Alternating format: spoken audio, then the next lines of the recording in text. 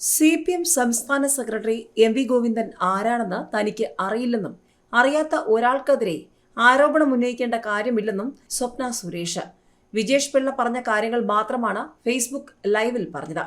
വിജേഷ് പിള്ളയെ സംരക്ഷിക്കാനാണ് പോലീസ് ശ്രമിക്കുന്നത്. ഗോവിന്ദൻ നൽകിയ അപകീർത്തി കേസിലെ ചോദ്യം ചെയ്യലിന് ശേഷമാണ് സ്വപ്നയുടെ പ്രതികരണം.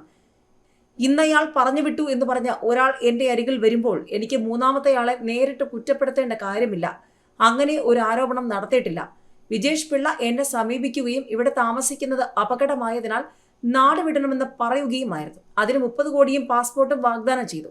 എനിക്ക് താല്പര്യമുള്ളിടത്തേക്ക് വിടാമെന്നും ഗോവിന്ദൻ മാഷാണ് പറഞ്ഞയച്ചതെന്നും അയാൾ പറഞ്ഞു. അദ്ദേഹത്തിന്റെ മകൻ സുഹൃത്താണെന്നും അയാളാണ് പറഞ്ഞത്. ഗോവിന്ദൻ മാഷ് ആരാണ്, എവിടെ ജീവിക്കുന്നു എന്നൊന്നും എനിക്കറിയില്ല. അങ്ങനെ ഒരാൾക്കെതിരെ മനഃപൂർവ്വം എന്തെങ്കിലും കെട്ടിച്ചമയ്ക്കേണ്ട കാര്യം എനിക്കില്ല. അറിയാത്ത ഒരാളെക്കുറിച്ച് പറയേണ്ട കാര്യമില്ലല്ലോ. ആദ്യമായി വിജേഷ് പിള്ളയിൽ നിന്നാണ് അങ്ങനെയൊരു പേര് കേൾക്കുന്നത്. രാഷ്ട്രീയത്തിൽ താല്പര്യമില്ലാത്തതിനാൽ ഞാൻ ഗോവിന്ദനെ കുറിച്ച് അന്വേഷിച്ചിട്ടുമില്ല.